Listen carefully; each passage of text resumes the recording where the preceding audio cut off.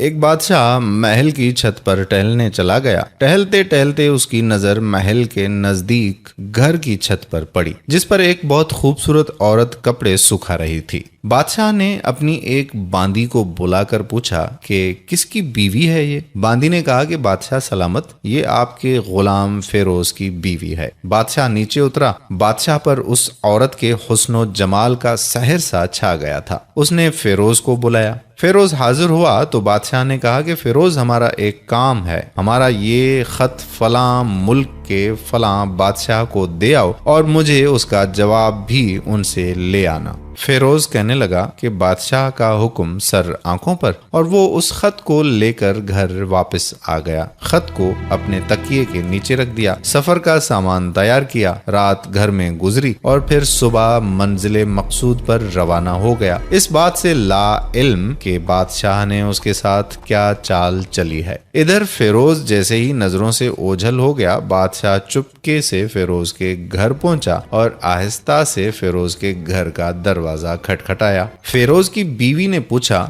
کہ کون ہے دروازے پر؟ بادشاہ نے کہا کہ میں بادشاہ ہوں، تمہارے شوہر کا مالک۔ تو اس نے دروازہ کھولا، بادشاہ اندر آ کر بیٹھ گیا۔ فیروز کی بیوی نے حیران ہو کر کہا کہ آج بادشاہ سلامت یہاں ہمارے غریب خانے میں؟ بادشاہ نے کہا کہ میں یہاں مہمان بن کر آیا ہوں۔ فیروز کی بیوی نے بادشاہ کا مطلب سمجھ کر کہا کہ میں اللہ کی پناہ چاہتی ہوں آپ کے اس طرح آنے سے، جس میں مجھے کوئی خیر نظر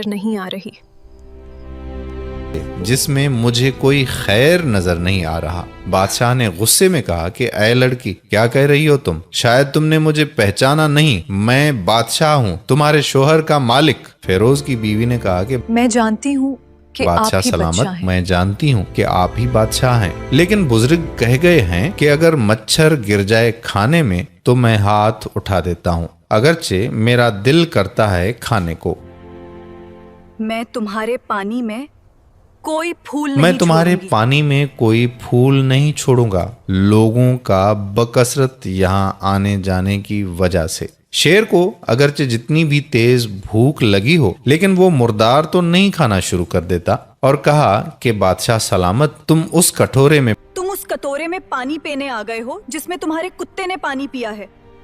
پانی پینے آ گئے ہو جس میں تمہارے کتے نے پانی پیا ہے۔ بادشاہ اس عورت کی باتوں سے بڑا شرمسار ہوا اور اس کو چھوڑ کر واپس چلا گیا، لیکن اپنے چپل وہیں پر بھول گیا۔ یہ سب تو بادشاہ کی طرف سے ہوا۔ اب فیروز کو آدھے راستے میں یاد آیا کہ جو خط بادشاہ نے اسے دیا تھا وہ تو گھر پر ہی چھوڑ آیا۔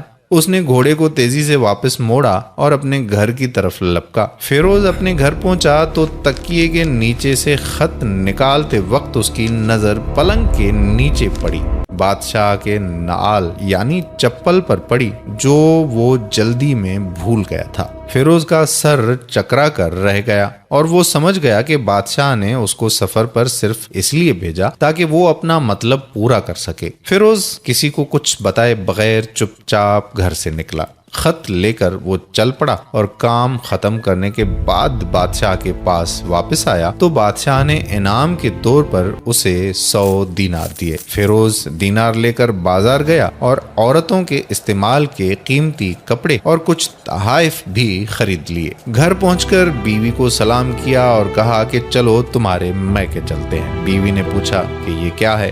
کہا کہ بادشاہ نے انعام دیا ہے اور میں چاہتا ہوں کہ یہ پہن کر اپنے گھر والوں کو بھی دکھاؤ۔ بیوی بولی کہ جیسے آپ چاہیں۔ بیوی تیار ہوئی اور اپنے والدین کے گھر اپنے شوہر کے ساتھ روانہ ہوئی۔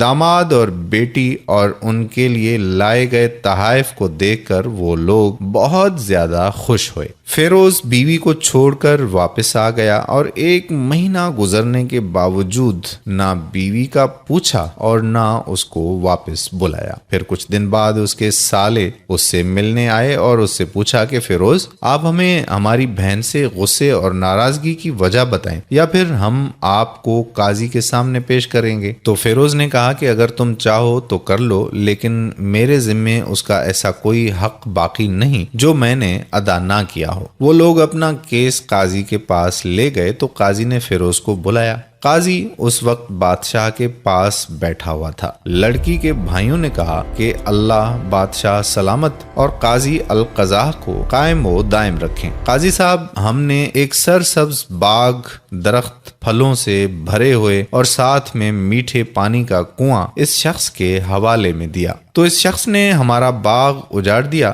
سارے پھل کھا لیے، درخت کاٹ لیے اور کنویں کو خراب کر کے بند کر دیا۔ قاضی فیروز کی طرف متوجہ ہو کر پوچھا کہ ہاں تو لڑکے، تم کیا کہتے ہو اس بارے میں؟ فیروز نے کہا کہ قاضی صاحب، جو باغ مجھے دیا گیا تھا وہ اس سے بہتر حالت میں نے انہیں واپس کیا ہے۔ قاضی نے پوچھا کہ کیا اس نے باغ تمہارے حوالے ویسی ہی حالت میں واپس کیا ہے جیسے پہلے تھا؟ انہوں نے کہا کہ ہاں ویسی ہی حالت میں واپس کیا ہے، لیکن ہم اس سے باغ واپس کرنے کی وجہ پوچھنا چاہتے ہیں۔ قاضی نے کہا کہ ہاں فیروز، تم کیا کہنا چاہتے ہو اس بارے میں؟ فیروز نے کہا کہ قاضی صاحب، باغ میں نے کسی بغض یا نفرت کی وجہ سے نہیں چھوڑا، بلکہ اس لیے چھوڑا کہ ایک دن میں باغ میں آیا تو اس میں نے شیر کے پنجوں کے نشان دیکھے، تو مجھے خوف ہوا کہ شیر مجھے کھا جائے گا، اس لیے شیر کے اکرام کی وجہ سے میں نے باغ میں جانا بند کر دیا۔ بادشاہ جو ٹیک لگائے یہ سب کچھ سن رہا تھا اور